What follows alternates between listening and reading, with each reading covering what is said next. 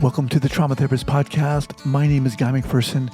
I interview incredible people who've dedicated their lives to helping those who've been impacted by trauma. A big thank you to our sponsors and our guests who are supporting this show. 5, 4, 3, 2, and 1. All right, folks, welcome back to the podcast. Very excited to have as my guest today, Christal Castagnozzi. Christal, welcome. Thank you. All right. Christal is a registered psychologist and the founder of Thrive Psychology Health Team with nearly a decade of experience supporting children, adolescents, adults, and families. Christal specializes in comprehensive psychological assessments and evidence-based therapy for anxiety, depression, trauma, and neurodivergence.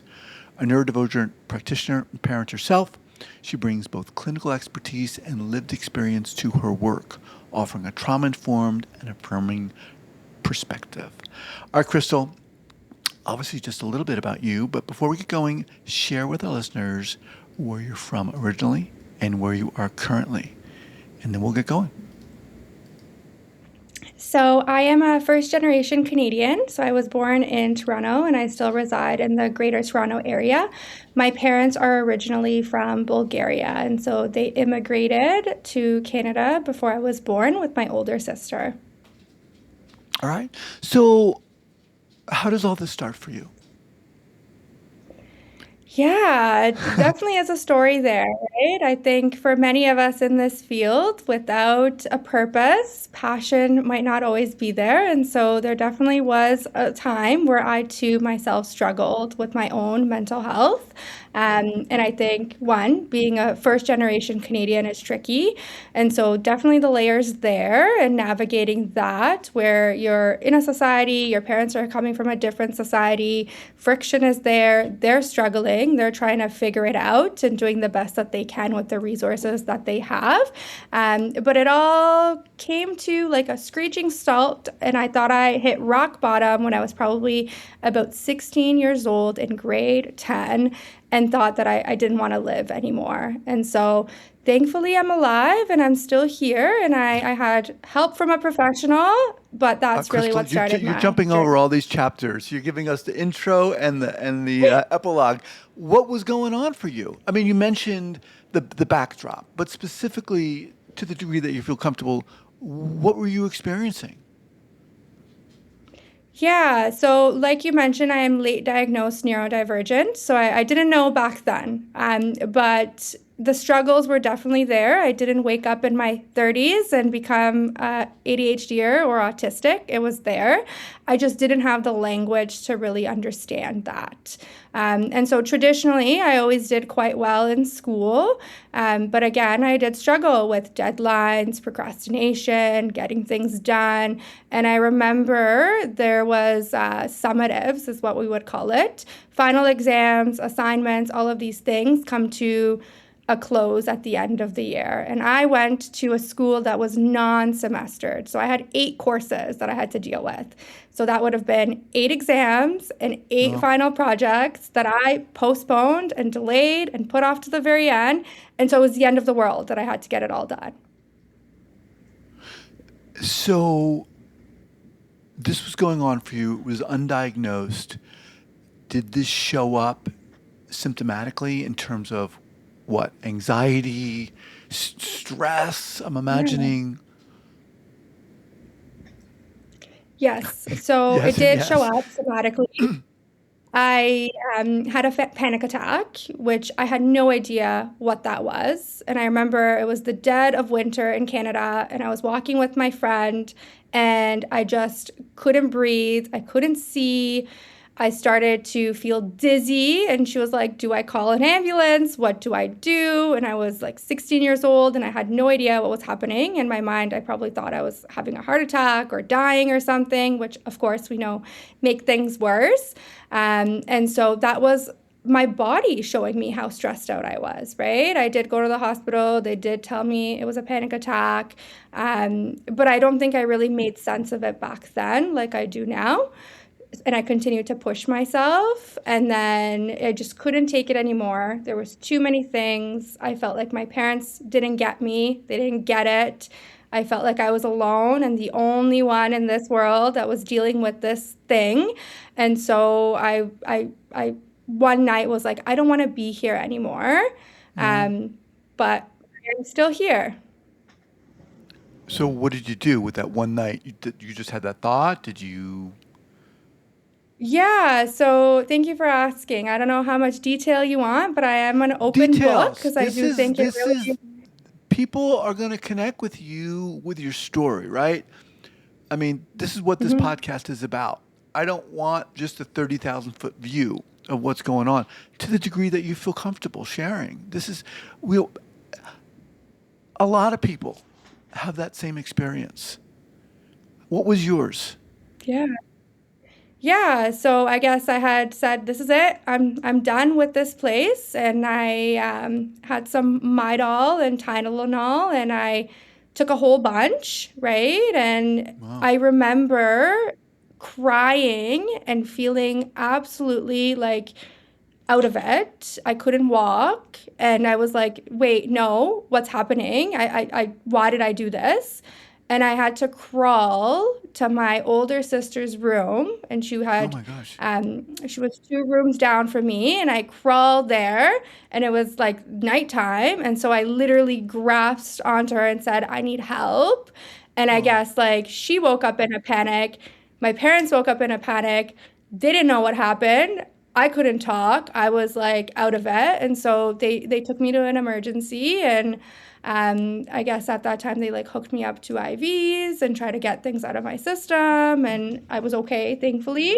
But yeah, I guess I really was done at that time. And then in that sliver of a moment, I was like, wait, like what did I just do? And I thankfully someone was there that really one helped me physically, but then afterwards I got connected with supports for my mental health that really helped me with that and really paved the journey for me to say, hey, like I had this experience, I really struggled. Someone was there for me, and I want to do this for others as well. well, okay. So how does the healing journey for you unfold? And how old are you at this point? I am 32 years old this year. Oh, no, So at when you had that experience. I was 16. Okay. So you get help, someone hears you. At what point, but you said you weren't diagnosed at that point. Were you diagnosed with anything at that point? Earlier No. point? And No, I okay. think healing definitely is a lifelong journey, and I strongly believe that we're always healing and learning and unlearning. So even though I've healed, I'm still very much so in that state where I'm always trying to improve. But what had happened is I saw a psychiatrist at the hospital and a social worker, and they didn't deem me at risk enough. So I was sent home and I had to go back to school. And my mom, coming from a household of an immigrant, right, where traditionally mental health, all of these things, it's very nuanced and we don't really talk about it. We don't know how to support. I remember hearing things like, "You're Nuance is a depressed." good word. Kind of like ignored. Yeah, Yeah. yeah. And, bless her, because she didn't know what to do. And she went to my high school and was like, "This is what happened. Help me. I don't know what to do." And I think in that moment as a teenager, I hated her for it because I felt Hmm. embarrassed and humiliated. But looking back, thank goodness she did that. So, of course, in Canada, when there's difficulties like this, and in the States as well, right, we have systems that support students as best as they can. And so I was connected with a school social worker, which was phenomenal. It was a wonderful experience for me. And I think, a part of it is I was getting involved with like the wrong crowd and skipping school, not really anchoring myself in my academic success that I did have. And so this person just told me straight and kind of helped me, anchor myself. And they told me if I want to pursue this, because I had shared with them, "You really helped me, I want to do this," that I had to put in the hard work. So they were able to help me find places to volunteer in high school, but I had to show up and I had to, Hmm. interview and I had to do it. Um, I ended up switching high schools through conversations with them, my parents. 8 courses was a lot to carry, so I switched schools to one, get away from some of these relationships that were kind of putting me in a tough spot, but also to manage 4 courses at a time and not having to carry that heavy of a load. And so grade 12, I went to a new school, no friends. I really locked in on my studies because I'm like, I'm going to university. And that I did. And I went to my undergrad, which again, first and second year, boy, were they tough. And I wanted to drop out. I told my boyfriend at the time and my parents, like, I am done. I am not doing this. It is too hard. I am too tired. And looking back, I think definitely, like cycle of burnout, I was burnt out. And so thankfully around the same time, my school went on strike. So I had that pause. I kind of recentered, found my passion again, and pushed through. In psychology, undergrad psych, it is brutal. You learn everything and anything, and it is multiple choice. And so for someone with ADHD, autism, even though I didn't know it, you struggle with executive functioning. And so multiple choice and 1,000,001 things to know, they do not go hand in hand. But by my third and my fourth year, where I really focused in on therapy, psychology topics, more applicable skills, counseling skills, that's when I felt more grounded. And I met the next person in my journey that really believed in me and inspired me and was like, you got to keep going, because I knew I had this goal. I just didn't know how I was going to get there. And so when it got hard, can you articulate what the goal was? I wanted to be a psychologist, right? And so I knew this is what I wanted to do. And I didn't know if it was possible, if I could do it, if I could get there. I realized that the more that I thought about it and tried to map it out, the more anxious I got about it. And so I think my brain just kind of focused on the here and now. And looking back, I think everything fell into place the way that it did. But definitely there was that hard work along the way and those people that believed in me along the way. And so in fourth year, I had a wonderful professor that was like, you should go to grad school. There's this program. It's really great. In Canada, we have like public institutions and private institutions. There was this program that is private, but it's more so focused on like the clinical skills rather than the research. And I think research never has been my bread and butter. So they recommended this program. I did an interview. I got in, and I did this clinical psych program, which was great. I didn't struggle at all academically. I felt like because it was my passion, my interest, I was motivated, those attentional difficulties were not as hard to keep up with, right? Like I was able to manage. And then after that, I did go back to, the field and start working. I started working in a school board with students, which was great. I've always worked in school board settings, but also private practice settings, because with today's day and age and economy, I couldn't just have one job. I had to have multiples. So I liked the balance of that and being able to work in a school setting, but then also to be able to work in a private setting where the therapy, the assessments, they were more complex and thorough. In the school system, we are limited in terms of the time we have with students and the services that we could offer. So I enjoyed that balance. And then I had some kids. So I'm a mom of 3. I had my first child and I was planning for my second, while also going back to school to do my doctorate. So now going back to like more of a public setting, I decided to go to the University of Toronto and do my doctorate, just because I wanted to get more schooling. And so I'm like, I need to do an assessment. I know I struggled in the past with school. I know this has been hard. And so I'd like some formal accommodations. And so I went into it thinking that I had anxiety and, thought maybe at times when there was those lows that maybe it was depression. And the wonderful psychologist told me it was ADHD. And I was like, wow, okay. it is ADHD. I kind of wondered at some times, but I didn't know. And so, university tells you to have a critical mind and to question things. And so naturally I did. And I did do a second assessment. And so before I started ADHD medication, I was like, I need to be 120%. I want a second opinion. I want to make sure that this fits, right? A little bit of the denial mindset, which did also confirm it. And then Hang on a I second, did Christal. take ADHD. So this Yep. assessment was with these were psychological assessments, like a battery of Yes. tests. So with I did a okay. My first assessment was a psychological assessment, and then I was like, let me see what a medical doctor psychiatrist has to say, right? Some differences there. Yeah. And they both came to the same conclusion. Okay. Yeah. Okay. So, wow.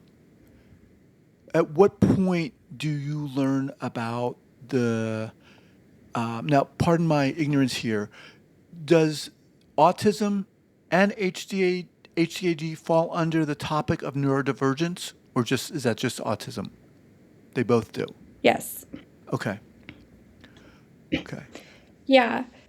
So, yeah, the autism, that didn't come until later, right? So it wasn't identified early on, but this is common, right? ADHD often does overshadow or conceal autistic traits. And so even with my own clients, with colleagues, people that I know with, we all joke around and say that ADHD is like that gateway diagnosis to autism, right? I think societally it has become more, accepted, right? A lot more understanding about ADHD to start. We feel more comfortable receiving this diagnosis, where autism is still not so much understood or accepted, or, not there yet, but hopefully soon. And so once I got that ADHD diagnosis, I started taking medication, which like 150% confirmed it, because I was like, wow, this is what it's like to, not be distracted. Wow. And with that, definitely I felt more equipped. But of course, there was grief there for that 16-year-old girl that almost died because she was struggling with ADHD and didn't have the tools to cope with it, right? And so definitely through my own therapy, worked through that portion of things.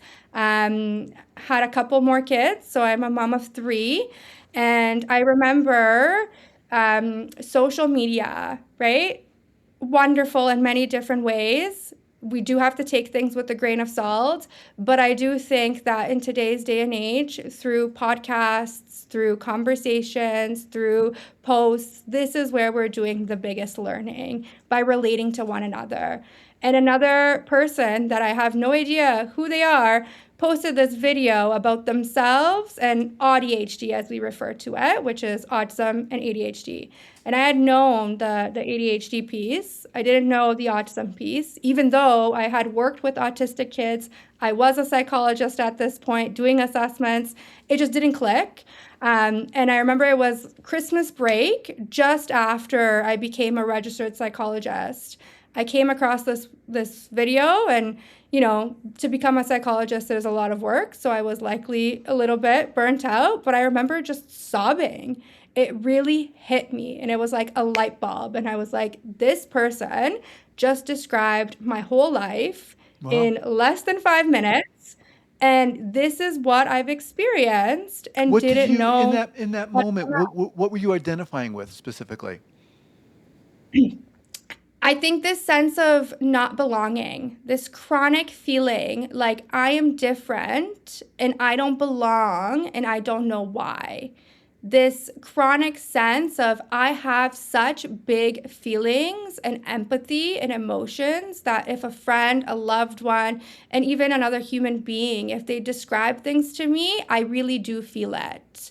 I have been a history of like having moments of, shutting down, periods of burnout and just like disconnecting, moments of when I was younger having huge meltdowns and just being a handful for my family to deal with. having so much wonderful skills and knowledge about certain things, but then other things just knowing absolutely nothing about and really struggling with. Feeling as though I am performing all the time, like it's a performance and people are judging me or crediting me. I need to be liked by others, which really did fuel into my people pleasing tendencies and my drive to be perfect 24/7. All of these pieces, that's just the way that I have been.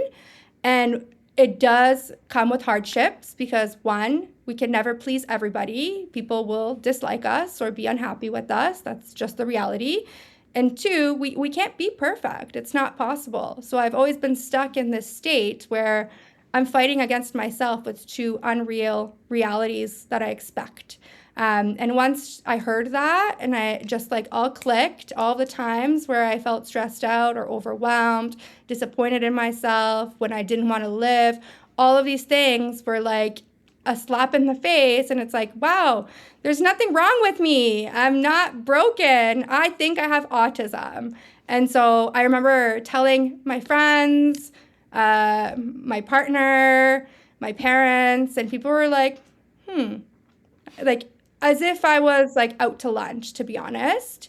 And then a wonderful colleague of mine around the same time got diagnosed. And I had already booked my assessment. I was already on this journey. And I was like, you know what? Like, I need to know. I feel it, but I'd like someone else to tell me if this is the truth or not. And someone I used to work with came out and said that they were ADHD and autistic. And so that was that next, like step in my journey that was like, okay, like, you can be an autistic psychologist, right? Because of course, like you fight against yourself to be like, is this acceptable? What will people think of me, right? But they came out and I was like, you know what? I'm doing this. So I continued on with my appointment. Actually, last April, so a year ago today, in the month of autism acceptance, is when I got my diagnosis, and I just cried. And I think it was not cry from sadness, but it was crying from, I'm not crazy. I did see this thing and you see me, you understand it. I'm not alone. There's many of us out there. And now I have the language and the framework that I've missed for this, 3 decades of my life, to really understand my experience and to support my brain in a way that I won't burn out, that I won't dislike myself, that I won't feel as though, something's wrong with me most of the time. So, yeah. Damn, Christal, you're amazing.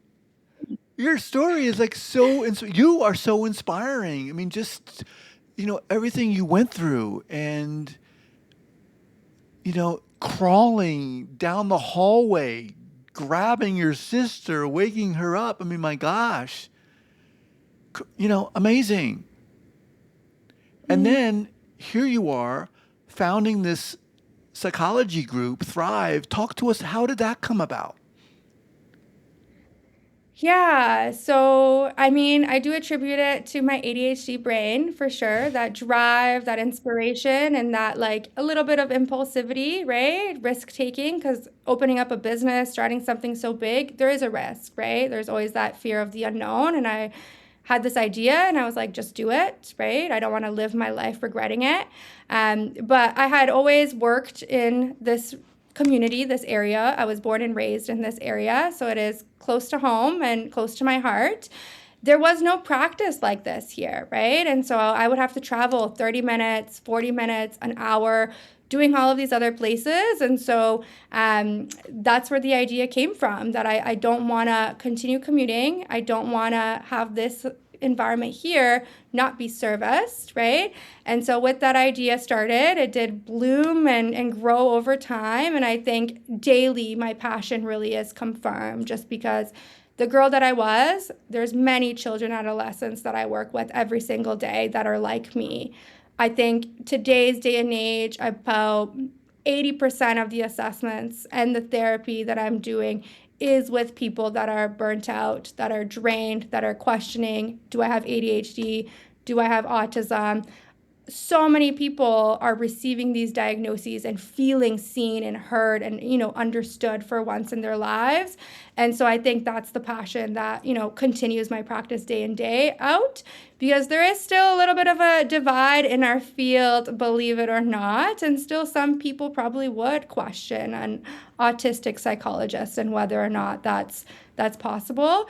But when we look at the research, we really do see that our traditional methods of assessing and detecting and observing signs of neurodiversity in girls, women, and other marginalized individuals is flawed, because a lot of it is internalized and nuanced, like I said earlier, in terms of the depression talk in my household. And so it's hard to spot, and it does require a lot of deeper work, and oftentimes it can coexist with trauma, and it can, mirror one another. I think a big part of it is understanding if it is trauma or autism, but another part of it is it can be both, because I think in itself, being autistic or having ADHD and living a life not knowing is traumatic. It really is stressful and overwhelming. And our brain really does learn ways to protect ourselves, and that typically includes masking or evolving, concealing, keeping it away, keeping it hidden.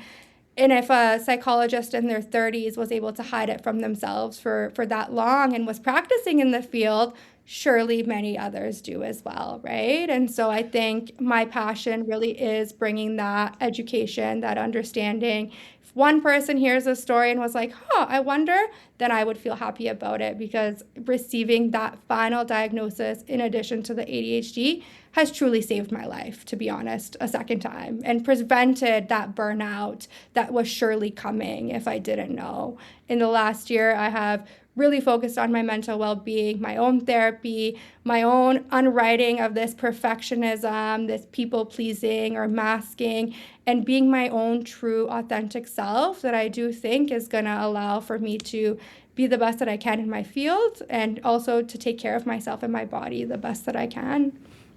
Well, can you review just broadly the diagnostic criteria for autism? And isn't it, and correct me if I'm wrong, isn't it usually or commonly diagnosed early? It can be, but I think the rate in which we are identifying it in adulthood these days has shifted, right? And we do know that our lovely friend, the DSM, is getting updated in the near future. And so I'm curious in terms of what these diagnostic pieces will look like, right? And if ADHD, whereas ADHD and autism together becomes its own diagnosis one day, we don't know. But we do look at several different areas, right? One of it being that restricted, repetitive behaviors, this needness for sameness or novelty with the ADHD piece. With this, it's like routine. And that does not have to be rigid in the sense of, I need to do A, B, C, and D every single day. That could be more nuanced and socially acceptable, as in, like, every day at work, I park in the same general area of my parking lot, right? Or I have these certain sequences of getting ready every single day, and that's the way that I do things. In terms of the special interests, it's not dinosaurs or cars, or things that we might see in childhood. For me, my special interest was actually psychology and human behavior, right? Because at a young age, I really learned to study others and learn how to adapt. And so I fell into this field trying to understand others and trying to make a career out of it, which is an autistic trait, and really built my whole life around it, my whole passion and purpose. And so my special interest aligns with my career and working, and so it is societally acceptable. In terms of any other mannerisms or any other behaviors, looking back, I don't think I was aware of it. But I do fidget. I do cross my hands and my feet. And I think likely my brain As really my feet are crossed it. right now under my desk, I'm like thinking, okay. Like I do certain things with them, and in absence, one trait does not mean you're autistic, but altogether collectively, like, that has been my experience. And I think as my nervous system has gotten out of fight or flight, right, I think I've unmasked and I do these things more freely because there are a sense of self-regulation and coping. Eye contact, right, like, it's hard to sustain it sometimes. It's inconsistent. It's not that I can't make eye contact. I may prefer not to, and I give myself permission these days. I think the biggest piece in terms of, for my experience, is really these moments of being alone. So I am very social. I'm very empathetic, which typically we might wonder, is that the opposite of autism, because we hear rumors and myths that if you have autism, you're not empathetic or you don't want to be social.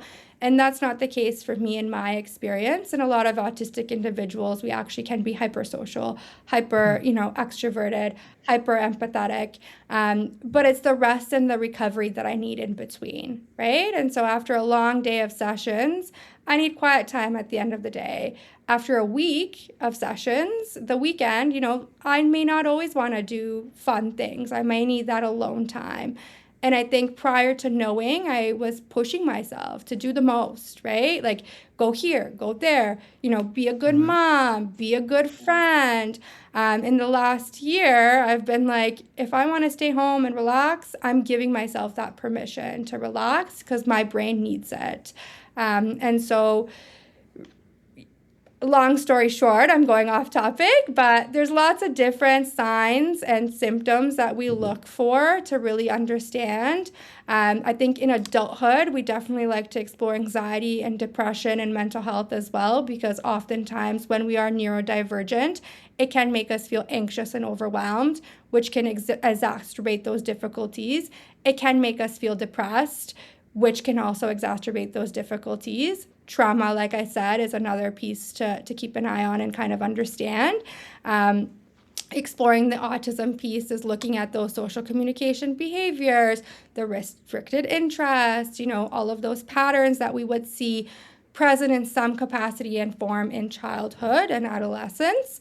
And then the attention piece can be either an inattentive profile, which is more of those internalized pieces, where I struggle with attention, planning, prioritizing, organization, or the hyperactive pieces where I maybe feel more restless, have more energy, more go, go, go, maybe even more busier, hard to keep up with, or those combined together.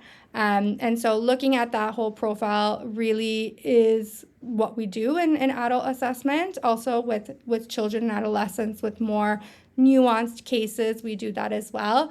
I think the interview is the biggest part of things. Listening to our clients, listening to our families, that is the biggest piece to understanding, because research does show that our questionnaires, our methods, they're not bulletproof. They will miss people. And I think hearing people's voices is what we need to be doing, because their lived experience is really the foundation for us to understand, and not our own biases. I do hear sometimes in our field, people say people are diagnosis shopping, getting other perspectives, this and that. And no, people are understanding of their experience, and they want to, find someone that can help them make sense of it. And if we discount people who see on social media this thing and think they have autism, that's our own bias speaking.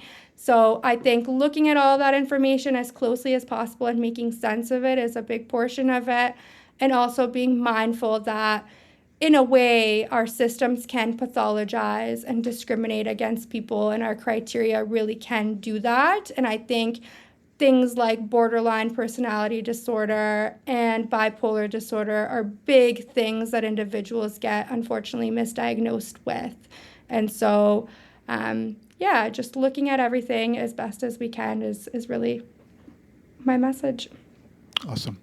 All right, Christal, how do people learn more about you and what you're doing? Yeah, so my website is www.thrive-psychology.ca, and people can also see me on social media at Sit with Christal, and Christal is spelled weird. It's Christal. Okay, we'll have all that linked up here at the show notes page at the traumatherapistpodcast.com. Christal, appreciate you being here and sharing your story. It's very inspiring. You are very inspiring. Loved it. Thank you so much. I appreciate it. All right. Take care. Take care.